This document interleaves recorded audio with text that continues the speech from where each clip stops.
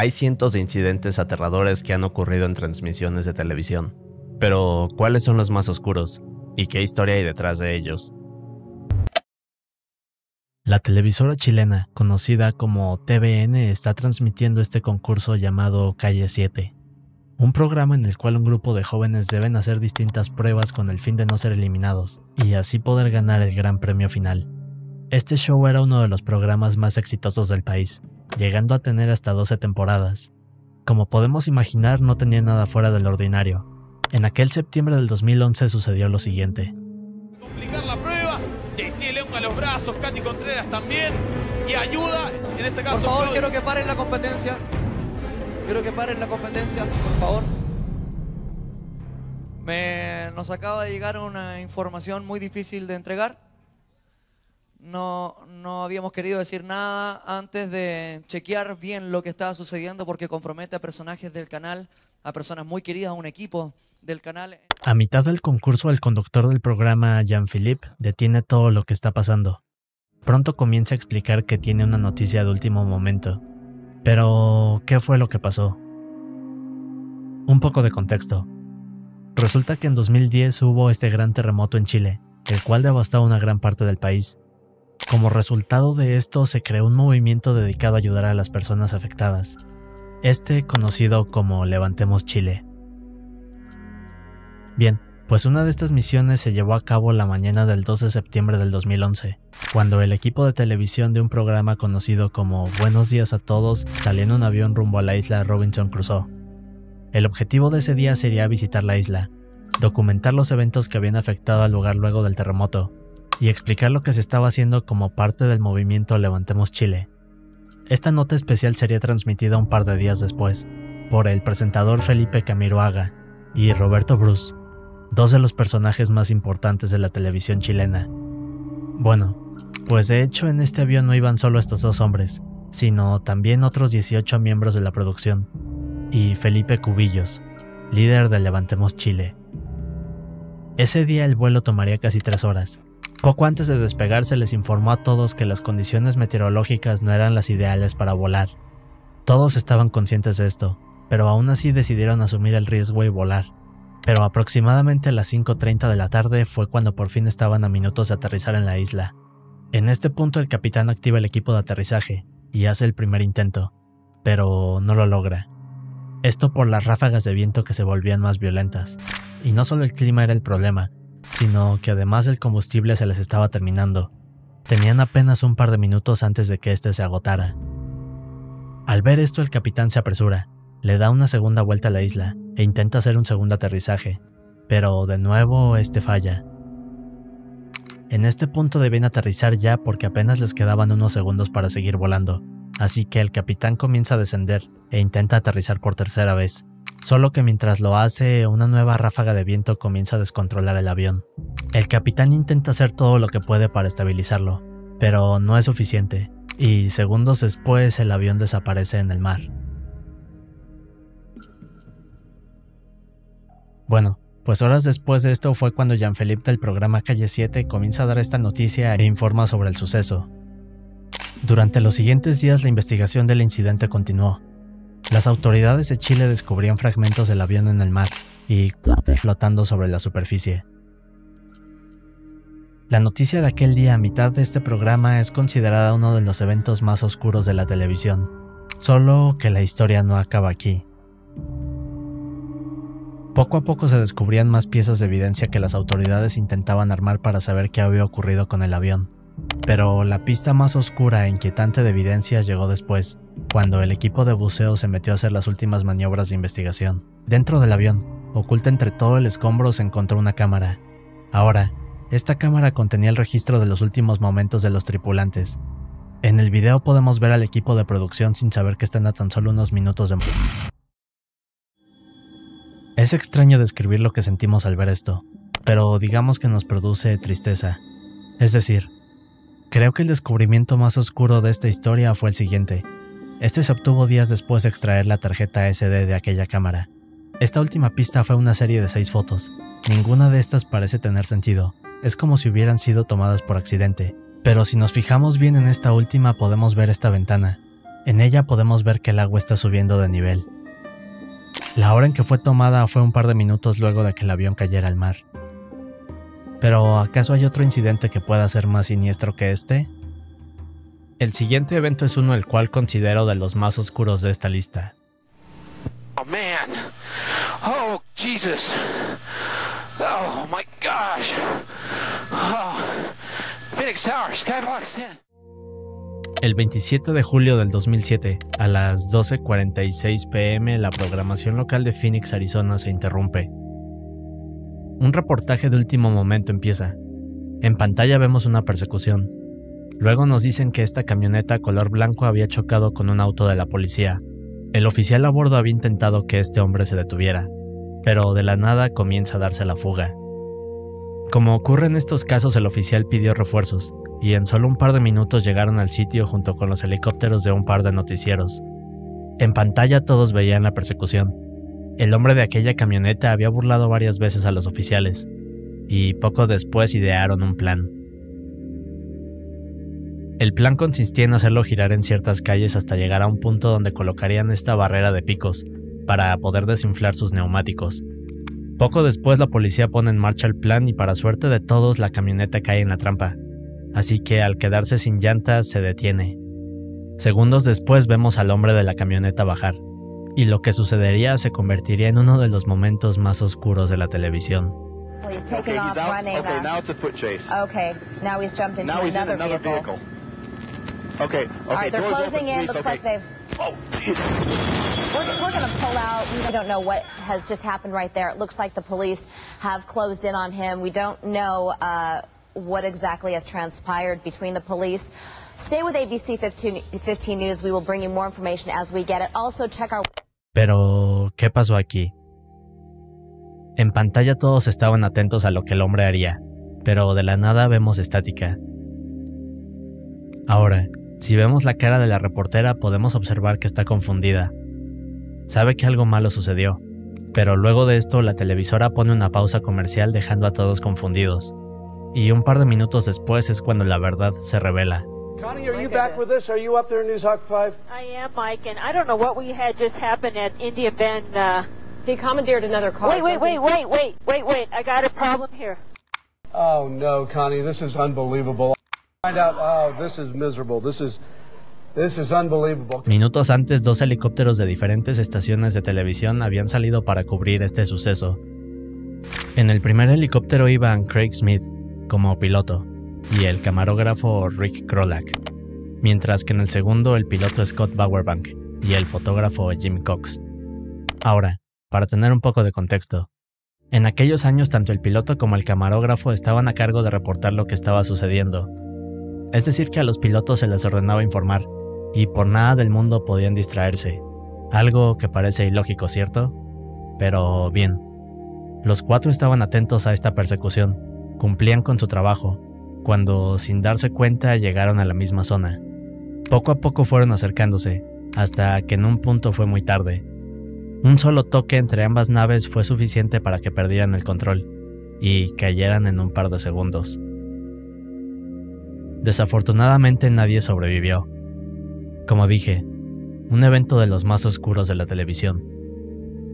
Gracias a este incidente las normas de la televisión cambiarían, así que lo más triste de esto es que pudo haberse evitado. Pero veamos otro suceso. El sitio es la República de Cromañón, un establecimiento pequeño para eventos y conciertos especiales de Buenos Aires, Argentina. La fecha es 30 de diciembre del 2004. Más de 1000 personas se encuentran preparadas para entrar a este lugar y ver tocar a Los Callejeros, una banda muy popular que había agotado todas las entradas. Este sería hasta ahora el mejor evento que había llegado a este lugar. Muchos ansiaban entrar para tener una noche increíble, pero en realidad esto se convertiría en una de las peores tragedias en la historia del rock argentino. Había 2 problemas. Para empezar, el sitio permitía la entrada de poco más de 1000 personas, pero en realidad fuera del establecimiento habían más de 4500. Todas estas entraron como estampida. El segundo problema es que República de Cromañón tampoco contaba con seguridad. Es decir, no había nadie que revisara a las personas o que ayudara a controlar a las multitudes. De hecho, fue la misma banda quienes tuvieron que pagar a una empresa de seguridad para que supervisaran el evento, El único detalle es que el personal de seguridad que había solo era para cubrir y supervisar a 1000 personas, y no las más de 4000 que llegaron por sorpresa. A partir de aquí el evento comenzó a escalar hacia algo aterrador. Pero, ¿qué pasó realmente?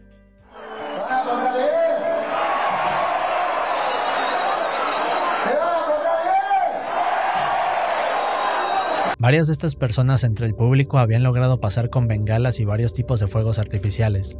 Esto no tenía nada de raro. El detalle aquí es que este era un sitio encerrado y no había ventilación. Al principio comenzaron a usarse solo un par de bengalas que realmente no afectaban en nada, pero mientras el concierto avanzaba y la gente se volvía más loca, los callejeros comenzaron a ver más destellos y humo, todos estos saliendo de entre el público. Pero sobre todo esto había un gran error, uno el cual nadie había notado, y que de hecho la seguridad dejó pasar por alto. Este fue el que quizás ocasionó lo que sucedería después. La gente está eufórica. En el video podemos ver cómo gritan, cómo agitan sus banderas y piden que sigan tocando, mientras vemos que el humo ha aumentado y en el fondo siguen estallando más fuegos artificiales. La banda continúa tocando, pero de la nada el saxofonista comienza a señalar el techo.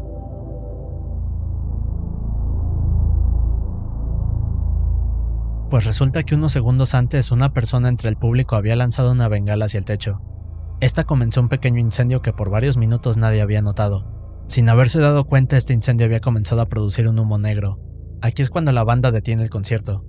Justo al momento de que el saxofonista señala el techo, la luz del lugar se corta. Así que las personas gritan asustadas. No pueden ver a más de 1 metro delante de ellas.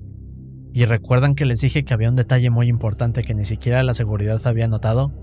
Bien, este fue que de las 6 salidas disponibles, 4 estaban bloqueadas con estos enormes candados imposibles de romper. Pero quizás lo más absurdo y el detalle que hace enojar a más personas es que las otras puertas disponibles para escapar en realidad solo podían abrirse hacia adentro. Así que cuando la gente comenzó a llegar a ellas e intentaban empujarlas, estaban trabadas. Quienes aún seguían conscientes empujaban las puertas y poco a poco lograban abrirlas, pero aún así esto no era suficiente. La escena en el interior era terrible. De hecho, hubo varias personas que habían logrado escapar, pero al llegar afuera se habían dado cuenta de que sus amigos aún seguían atrapados en el interior.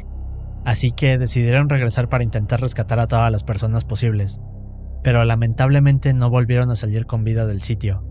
El resultado de esto, más de 1400 personas heridas y 194 fallecidos.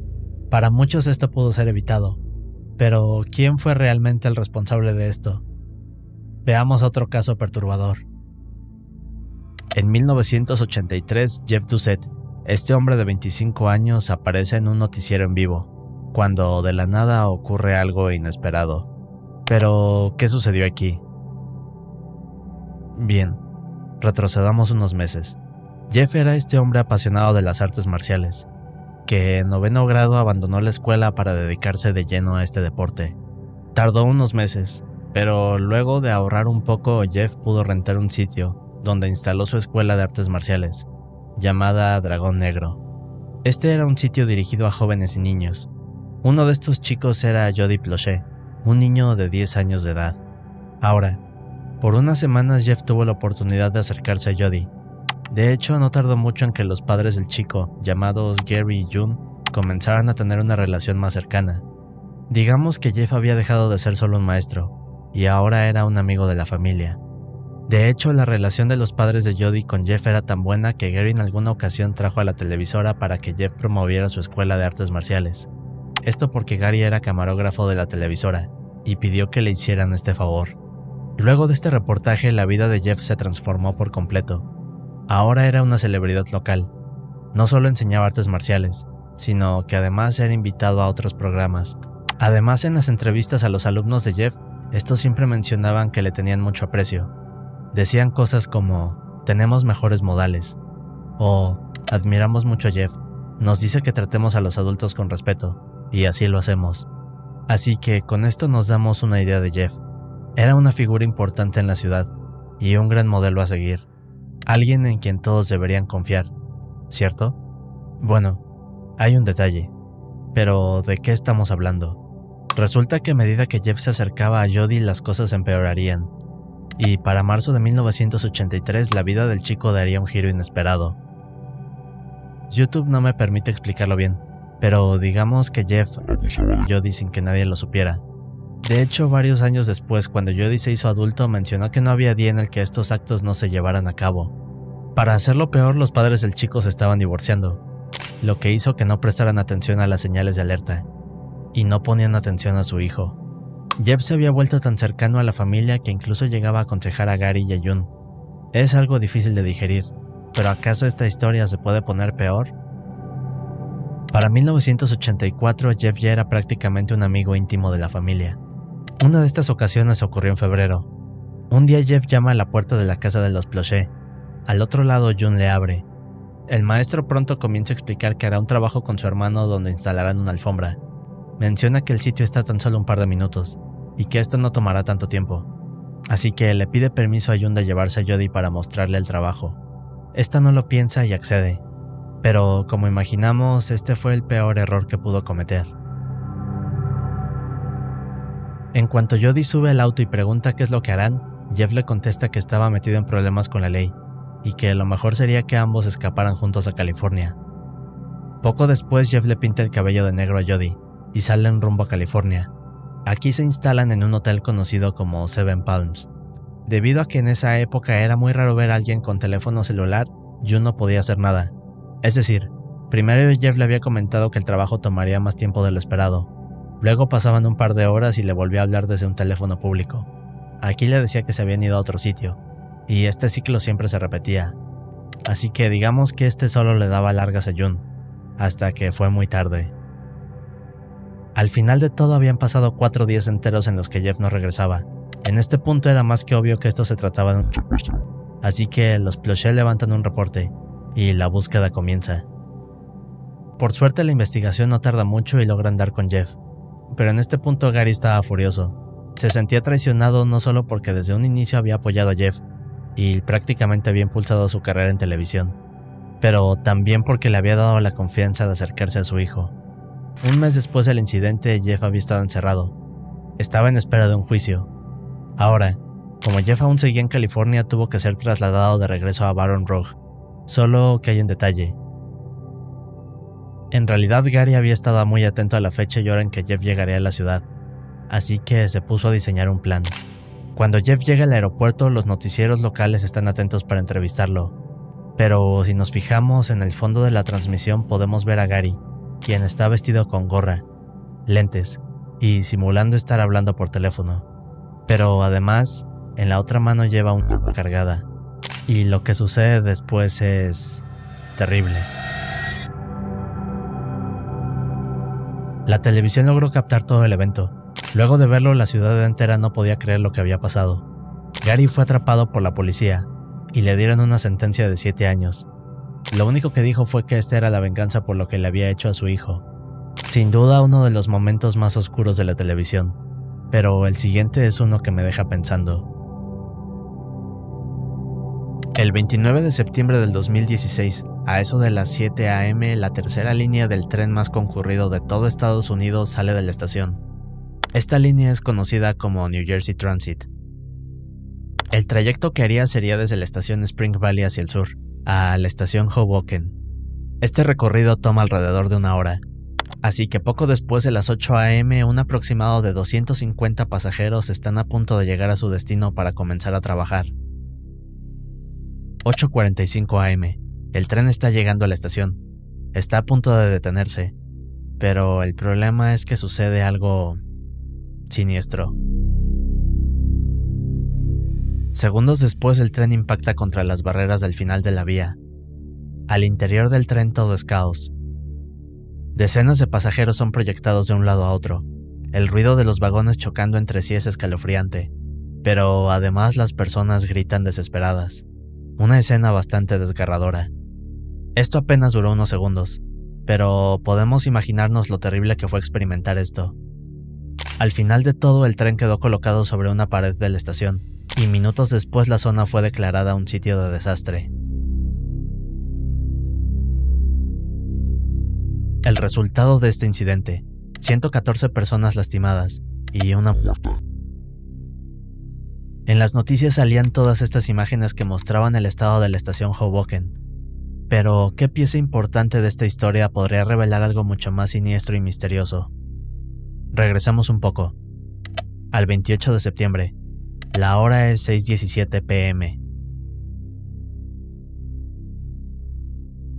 Estamos viendo un canal de televisión conocido como WKTV. A esta hora se estaba transmitiendo un segmento de comerciales durante un noticiero. Lo curioso aquí es que de la nada ocurre algo inusual.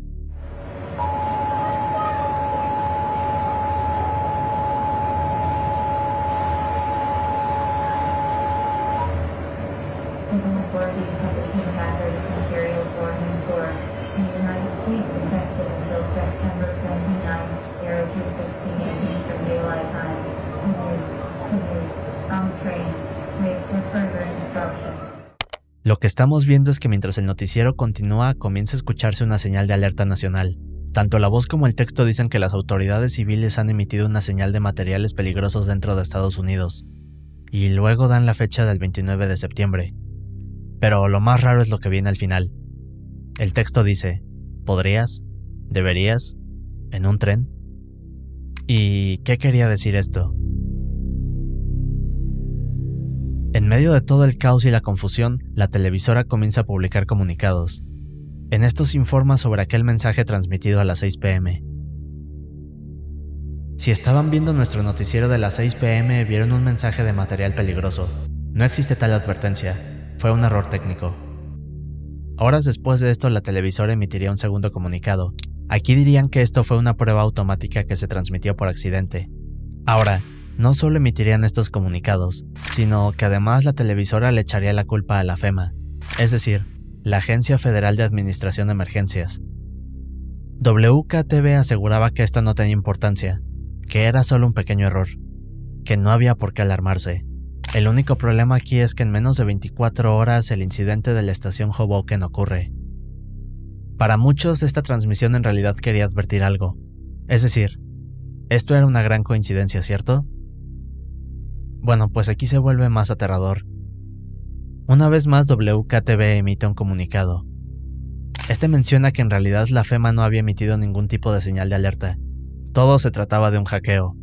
También dijeron que investigarían a fondo la situación. El problema es que durante todos estos años jamás se ha podido encontrar una explicación al suceso, o al responsable de esto.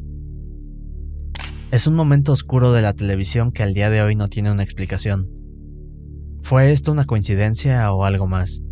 Pero si quieres ver un caso aún más oscuro y que YouTube no me permitió subir, entonces te recomiendo ir a mi Patreon. Si no puedes, entonces checa estos videos aterradores.